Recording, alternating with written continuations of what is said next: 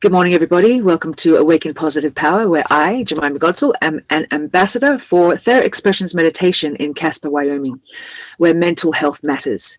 And this is my beautiful co-host, Darcy Mata. Hello, Darcy. Good to see you. Good to see you. We bring, each week we bring you topics surrounding mental health, and we just want to try to normalize the conversation around mental health issues.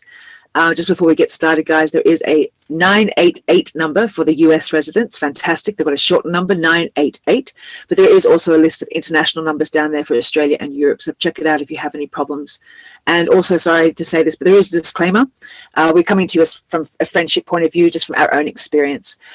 So please just remember that there are those numbers if you have any trouble to reach out to. Good morning, beautiful Darcy. Good morning, beautiful Jemima. Thank you for talking about the disclaimer. Yeah, I know it's necessary, isn't it? You know, we can't.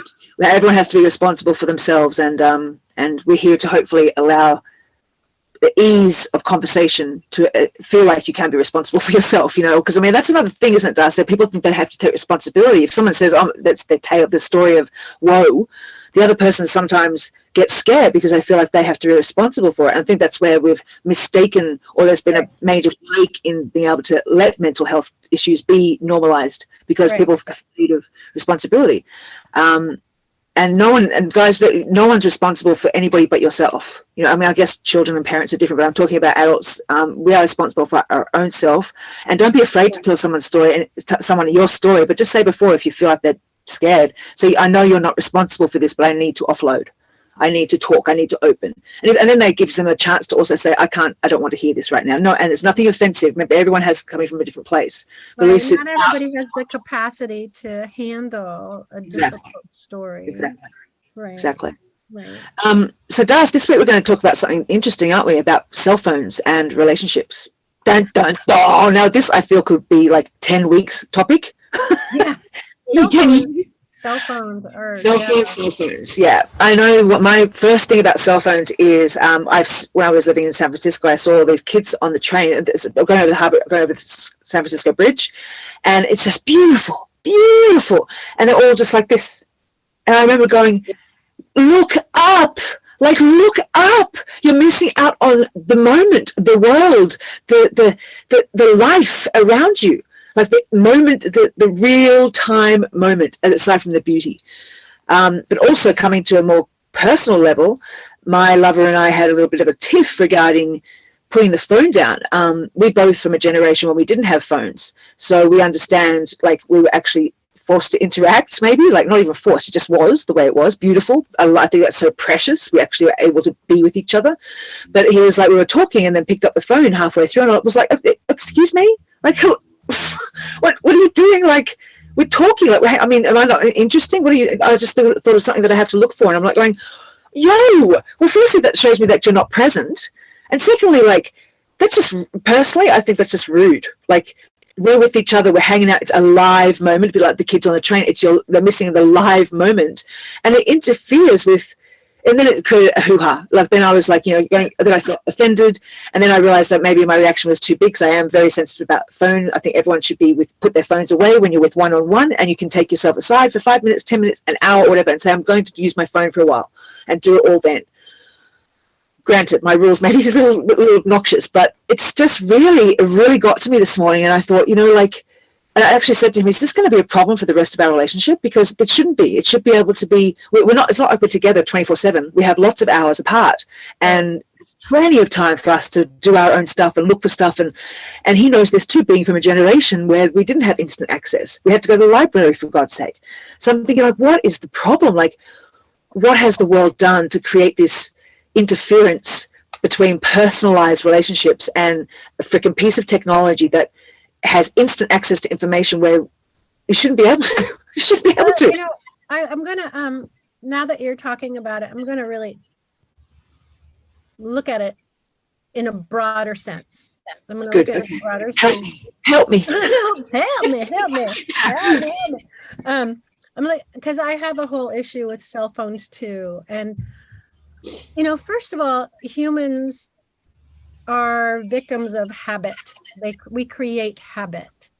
That's the first thing. So habits can really get in our way. We can create good habits or we can create bad habits, habits that derail our health and well-being, right? Those kinds of habits. So, and humans love distraction. We love distraction, and we gravitate towards distraction. So if we want to rewind back a couple years back, this same issue came up with television, where parents were complaining about kids watching too much television, right? That was a really big deal when I was a kid. My mom was flipped out about TV. So this is in the 60s. We didn't even get a real TV in the living room until I was like until 1965. So, our whole thing was playing with our toys, and then mom would kick us outside. Yeah, exactly. Go outside. We were lucky because we could go outside. We weren't living in a city in an apartment, but if we were, it would have been toys, and books, right? Yeah. So TV comes along, and then my mom really is insistent on limiting what we could watch and when we could watch it. She just did not like the television. So now fast forward years ahead, I was in a really difficult relationship. And I remember I came home and my partner was sitting on the couch, and I kid you not, he had his headphones on, listening to music. He had the TV on and a book in front of him. I look at him, I guess we're not talking today. I guess this is what you're saying to me is don't come near me, and so people really, really need that. They need to be able to limit their distraction time. Yeah. And I feel with the world so overwhelming for everybody, we have created a situation that's a real easy distraction. So these are super, super easy distractions, the phone. And then it becomes habit. It becomes such a habit that you cannot go into the next room without taking your phone with you. Right? It's disturbing. I'm not one of those people, because I've learned, because I stand by what I'm doing, and thank God in a way, but then it does frustrate me because I'm not the norm. I think I should be the norm, because we shouldn't have to rely on our phones, and I'm not the norm, and everyone does have to take their phone. I'm going, just put it down, it's okay, you're going to be okay without it. Somebody came to me for hypnosis, and I do a 2-hour session, it's really a life coaching, spiritual coaching, hypnosis session. So we cover a lot of ground, and she had a really, really excruciating time turning off her phone. And I said, I really want you to turn off the phone and just be here for 2 hours. She goes, well, I'm expecting a call from my doctor. And I'm like, I appreciate that you're expecting a call from your doctor. I said, so did you schedule that call? No, but I've been waiting for that call. If you missed the call from your doctor, will you be able to call them back? Otherwise, we should reschedule, because I really need you here. Yeah. That's the whole point of being here. So she was finally all right with turning off the cell phone's ringer. And then I had to turn it upside down so she wouldn't see the light flash. Gosh. And she really went. Isn't that a sickness, an illness? Well, it is, because that's a fear. That is definitely about fear. And an addiction. And an addiction. It's a fear and an addiction. Sure. And then, when you're going through difficult times, a lot of times the distraction, putting yourself in here, you're all involved with other people's lives and all the other stuff that's going on. And it tricks you into feeling that you're an active participant when you're really not. Yeah. I'm reading a news story about Ukraine right now. Yeah. During my isolation and drug addiction years in San Francisco, I was so isolated, and I was so alone. On my time out, that's how I survived. And it was a foolish trick, as you said, to think that I was involved in society, and I was not actually at all. I had no interaction except for my false interactions with work and whoever I came in contact with. But it kept me alive. Because if I was really by myself, if I didn't have the phone, I would have been like going insane. But that's a different situation. But then, and I understand being alone is completely different. But when we're face to face with people and they pick up the phone halfway through a conversation, what the hell? I mean, I think that's just damn rude for anybody to do that to anyone. I also think that it's habit. And I really feel that the phone has this very intense amount of energy. It really is. It's a real concentrated energy. And you get so used to it so fast. Even if you've just done it for a year, it starts to pull your consciousness. It just totally pulls your consciousness so that you feel like you got to check or you might be missing something. You have to constantly check or you're missing something. You know, I'm so glad I'm not one of those people. I'm so glad I got out of the habit of that with my drug addiction, because I decided to do everything against it. But I'm so glad I did, because I am not one of those people, and I never want to be one of those people, and it makes me sad, and I hate that I'm so frustrated, because I don't want to be angry at everyone, right? Because I'm not that person. But it's right. very hard to deal with when I'm thinking, we're having a one-on-one conversation. Looks like if we were talking right now, and Darcy, you just picked up your phone, went, hang on a sec. Yeah. I'd be like, what the? Right. Are you listening? Are we talking? Yeah. Part of that is also setting boundaries and saying, you know, all right, it's dinner time. Let's hang up the phone, put it away. I mean, that used to be the thing, right? When you'd sit down to dinner with the landlines, like if you were with a family or with somebody. And I don't know if that happened with your family, but if the phone rang during our dinner, we just ignored it. No one would pick it up. We wouldn't never answer it. Never, ever.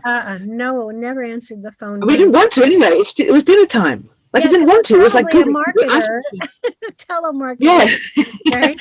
I mean, because that's back then was when people actually had similar schedules and people didn't normally call each other during dinner. Yeah, true. You know, I don't know. I think it's our really lives are very different right now. You know, they're really different. But I think you have to not take it personally. Number one, it's not about you. Try to. Yeah, it's hard not to take personally, because if you're in the middle of a conversation, and then you know their mind's distracted, and so they're really not present. And I know it's a split second, and that's really harsh, because that's just saying, of course, and I'm very lucky because I know my man is always present, and he is wonderfully present. But then he does have a split thing of the addiction to it, which I see in everyone. Hang on, the thought goes to, let me look it up. I think, but hang on, I'm telling you about the deepest thing in my life. Look something up? Are you kidding me? Indeed. You know, then you have to set your boundary and say, hey, can you put your phone away? I really want to talk with you right now. Or, hey, let's have dinner together. Let's find a place to put our phones. Why don't you make a little phone shelf or a space? Well, I have done this, and it's pretty good. Like I say, no, not during meal times. But then I think it's just when we're just talking, sometimes we're just like, we've crossed paths during our day, and it's still like, so we don't have our boundaries on, and we are just crossing paths, but still I'm talking, they're telling me about my situation, what's going on, and then it's a distraction. I think, like, isn't like, just wait 5 minutes. I'm going to be gone in 5 minutes, like, to my class. Like, and it probably has a lot to do with work. I mean, that probably happened a lot during his work time, you know. He was probably doing whatever. People would come and talk to him. He'd have to check and see if so-and-so called, or did he get this delivery or whatever. Like, literally, it's habit. It is habit. And that's why you don't want to take it personally, because it is habit. But you do definitely want to make sure that you are letting that person know that, okay, I want your attention right now. So no cell phone for the moment. I just want to talk to you. Hi, I miss you. Hi, how are you? Exactly. How was your day today? I'm going to go in 5 minutes to my class, but I just want to check in and say blah, blah, blah to you for a second.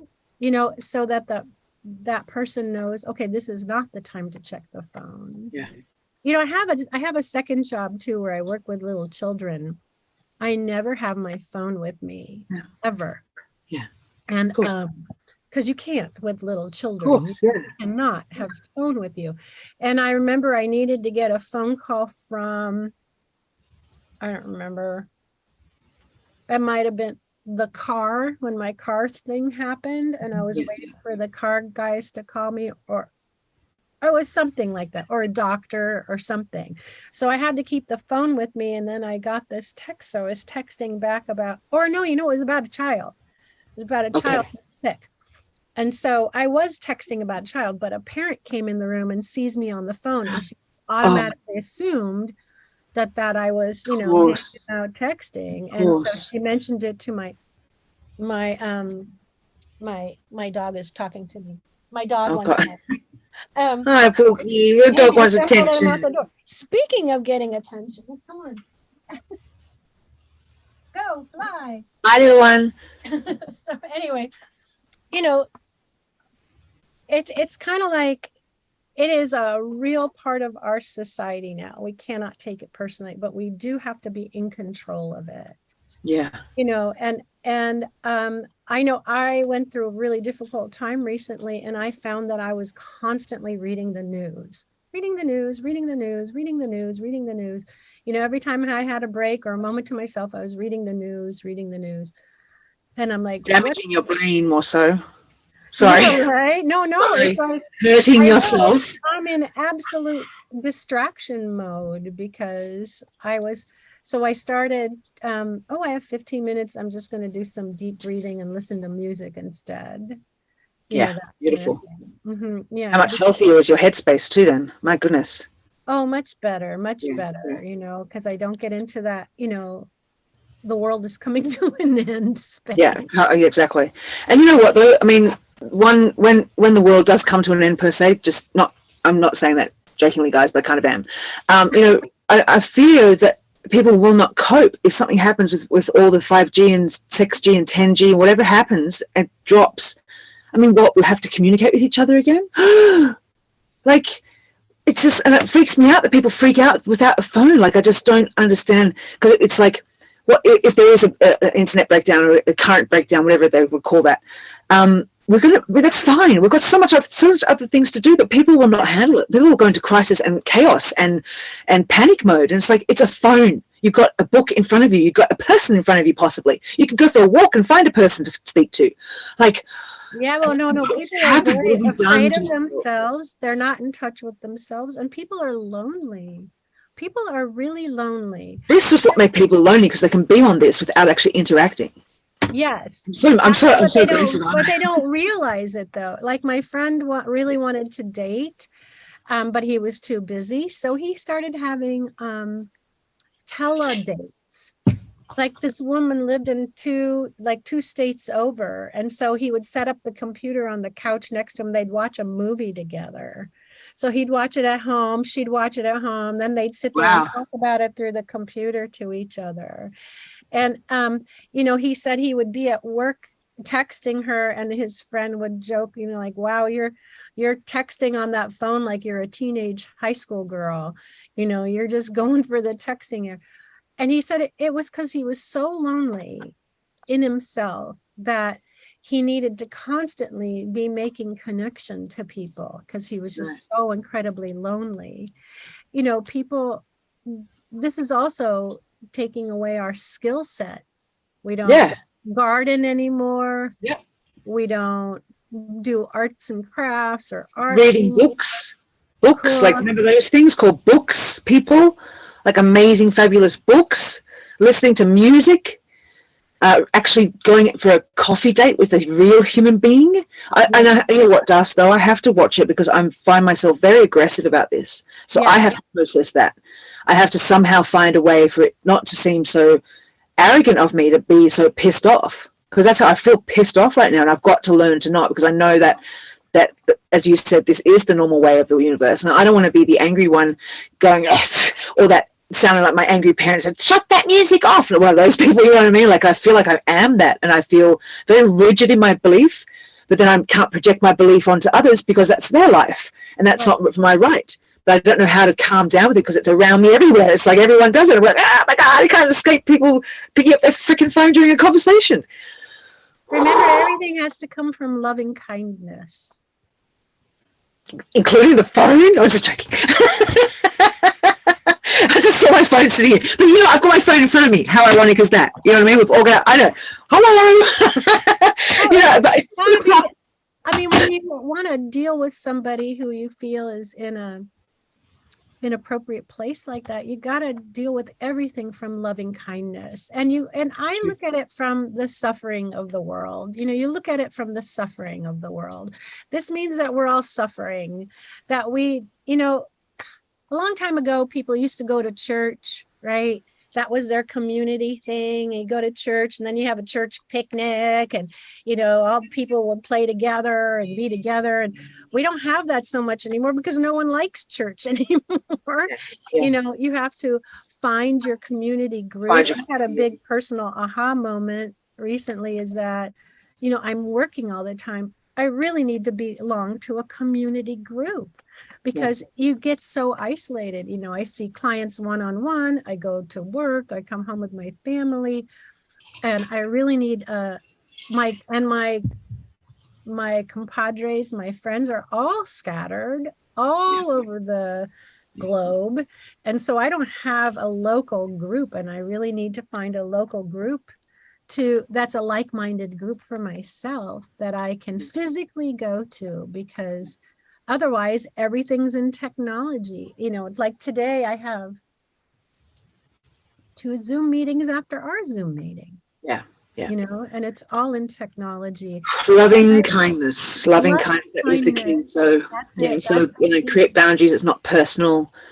Just coming from a place of loving kindness and to say, look, I really want to talk to you right now. Would you mind putting your phone down? No, of course. No, I'm just, I'll work on it. I'll work on it, people. It's going to take you a little bit.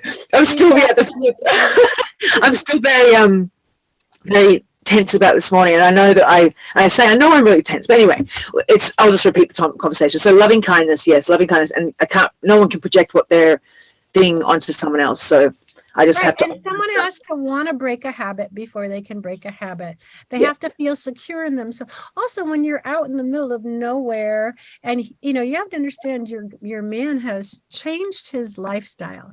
So he used to be in a group of people who are all doing the same job, going to the job, working together, checking their phones about work, or maybe a friend would throw a joke in there, communicating with each other all day. So there is the habit based on lifestyle. And now that he's totally out in the boonies with you, and he may have stuff to do by himself, but he's by himself. And so he's going to want to probably connect back with his friends and his family and check in throughout the day. And so it's partly habits, partly lifestyle. And so at certain moments, you're going to have to say, hi, here I am. Let's turn our phones off for a sec. Blah, blah, blah. Okay, turn it back on. See ya. Yeah, and I respect that. If it's family and friends, I always say, go for it, babe. Like, that's completely different. But when you say you're looking up something for a car, I just think there's a moment to do that. But yeah, I respect that. Thank you for reminding me that it is a totally different lifestyle. And I came from isolation. So, you know what I mean? Like, I came from isolation into, and I wouldn't say this is isolation at all, but I came from isolation into living alone, away from a lot of people in a most beautiful way. So it's quite normal for me. I understand it, and I've learned to enjoy it and learned to love it. But I respect. Okay, that's great, Darcy. Thank you for that little last. I mean, not that I like it. It's not that I like it. I have a real problem with the phone. I really do. You and I should move in together then. Screw our man. They can live together. You're next to your Winnebago. I have to make my totally. It'll be out there digging in the dirt. To plant something. Yeah, while the other boys are on the phone. Yeah. I mean, and the only way I ever reach my sister is I have to text her first. She doesn't answer her phone because she has two. I mean, her phone situation is just kooky birds. So, I text her, are you around? What's going on? And she'll text me back, no. And then she'll just keep texting me throughout the day. It's like, oh my God, stop with that. Enough. Right. Yeah. But when I used to take the BART train to San Francisco, nothing saved me like text, because I used to go to a job in San Francisco, and oftentimes the BART train would be late Yes, of course. Stop. Really? Yeah, exactly. And you can't really call when you're on a train. Oh, I hate people who call, and that's another topic in itself. People who talk on the phone loudly in public places. Like, do we really need to hear your conversation about last night's? People walking around with their thing in. I have a big deal about not calling people when I'm walking the dogs. So I used to be really big about not talking on the phone when I was walking the dogs. I wanted to walk the dogs, go for a walk to walk. Yeah. And then I discovered that there were certain people I couldn't talk to unless I spoke to them when I was walking the dog. Oh, okay.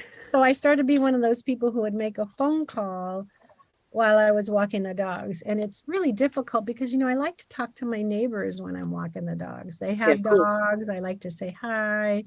And, it's just kind of nice to know who your neighbors are. Of course, yeah. Yeah. And so I made some really nice connections that way. So I had to remind myself. I had to do it. Do not call your sister while you're walking the dog. There's only one person I call now while I'm walking the dogs. Okay. Well, okay. On that note, Das, let's pull a card. About, I don't know, human relation. My whole thing is about animals today, and so we're trying to get away from technology. Right? We want to get away from technology. I think it would be just really good for everybody to take a time out of all technology. Yeah, all technology, everything. For a good hour to 2 hours a day. The phone tells you how much time you've spent on the phone. It will tell you, you've spent this amount of time on your phone today, And I think that if you're spending an hour to 3 hours on your phone, then you could spend an hour to 3 hours off of your phone. True. Here. I'll back that up, Das. We can start a revolution. Yeah. Getting in balance, right? Isn't that getting in balance? Yep. So let's ask which animal can really help us understand how to keep balance and how to bring that understanding to other humans, that to be present and to put the technology down and to be really a part of the world around you when you get the opportunity. If you're on the bus, watch the city go by.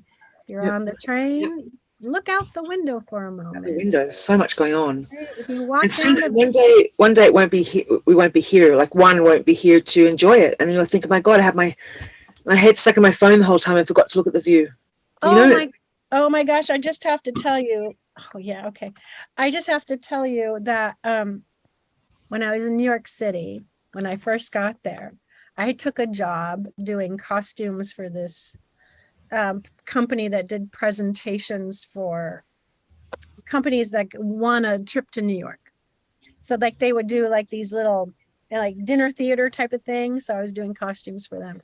And it was up at the top of the World Trade Center. Nice. At the very top of the World Trade Center.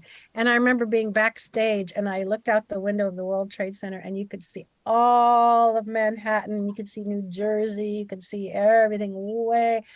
And I remember looking at it thinking, I feel like I'm seeing this before it's not here. Mm-hmm.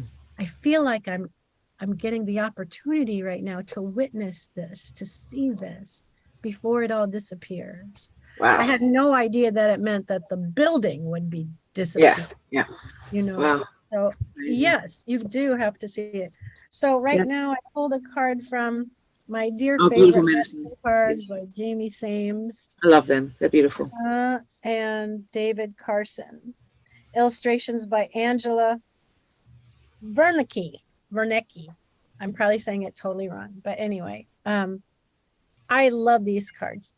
So I'm wearing my animal necklace, my bear earrings, what more? Beautiful. So I pulled, or he jumped out, was Raven. Okay. So Raven, I haven't had the Raven before. I don't know what the Raven's about. I get the Raven a lot. What number is it? Sorry, the sun's shining. 16. 16. Okay, thank you.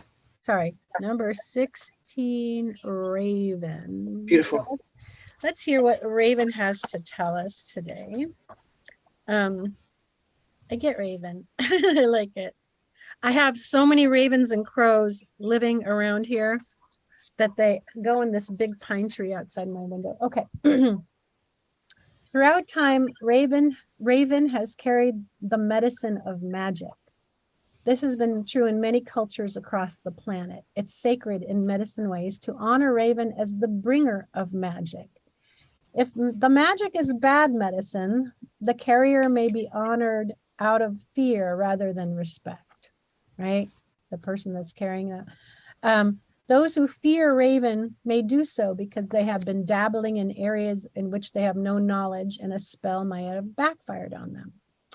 Rather than analyzing the dark side of sorcery, realize that you will fear Raven only if you need to learn about your inner fears or self-created demons.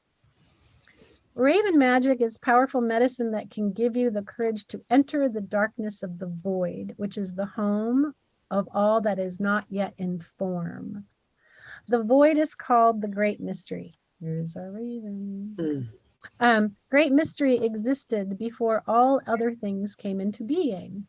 Great Spirit lives inside of the void and emerged from the Great Mystery. Raven is the messenger of the void. If Raven appears to you, you are about to experience a change in consciousness. This may involve walking inside the Great Mystery on another path at the edge of time. It would portend a signal brought by the Raven that says, you have earned the right to see and experience a little more of life's magic. Raven's color is the color of the void, the black hole in space that holds all the energy of the creative source. In native teachings, the color black means many things, but it does not mean evil. Black can mean seeking of answers, the void, or the road of the spiritual or non-physical. It also represents the subconscious or the unconscious, and that's important. The blue-black of Raven contains an iridescence that speaks of the magic of darkness and a changeability of form and shape that brings an awakening in the process. Raven is the guardian of ceremonial magic in absentia healing. So when you are doing remote healing, Raven is your help and your aid. In any healing circle, Raven is always present. Raven guides the magic of healing and the change in consciousness that will bring about a new reality and dispel dis-ease or illness. Raven brings in the new state of wellness from the void of great mystery in the field of plenty. See, I really feel this is about what we're talking about, dispelling the illness of the phone and the technology and bringing ourselves back into this moment so we can shift our consciousness and find our humanity, be in touch with our humanity and our greater purpose, the great mystery and the spirit in all things, rather than distracting us and throwing ourselves into technology. Raven is the messenger that carries all energy flows of ceremonial magic between the ceremony itself and the intended destination. For instance, if a ceremony is being performed to send energy to a disaster area where people need courage and strength, Raven would be the courier for that energy flow. The intention could be to allow the people of a devastated area to feel the concern and support of the participants in the ceremony. If you have chosen Raven, or if Raven has chosen you, magic is in the air. Do not try to figure it out. You cannot. It is the power of the unknown at work, and something special is about to happen. The deeper mystery, however, is how you will respond to the sparkling synchronicity of this alchemical moment. I can't say that. You will recognize it and use it to further enhance your growth. Will you? Can you accept it as a gift from the Great Spirit? Or will you limit the power of great mystery by explaining it away? It may be time to call Raven as a courier to carry an intention, some healing energy, a thought or a message. Raven is the patron of smoke signals or spirit messages represented by smoke. So if you want to send a message to the blue road of spirit in order to contact the ancients, call Raven. Or who knows, the ancients may be calling you. Remember, this magic came from the void of darkness, and the challenge is to bring it to the light. In doing so, you will have honored the magician within. So this is totally about what we're talking about how to find a way to communicate this understanding of retaining our humanity, of being present with each other. Being completely present in the moment. Life is and that's where transformation comes. That if we're continuously distracted by our higher self, our inner creative person, our inner creative energy, that we cannot evolve. We devolve. True. I agree. Das, we have to start a revolution, I swear to God. We are. Yeah, I guess we are. All right, guys. Thank you. Get off your phones now that we've watched this. Take it away. For half an hour. For half an hour, yeah. You go take a deep breath. Stand on your balcony. You're amazing. Beautiful. Thank you for this conversation this week. And just have a think about it, guys. Think about how, like Darcy said too, the balance. If you're on your phone for an hour, get off your phone for an hour. If you're on for 3 hours, get off for 3 hours. If you're on for 10 hours, get off for 10 hours. Not to sleep, but a real 10 hours, Just as, if you're on for 12 hours, there's only 24 hours in a day. There's an issue. Just think about it. Okay, I love you guys. Love you, Darcy. Thank you. Peace out. Have a good one. See you next week. Bye.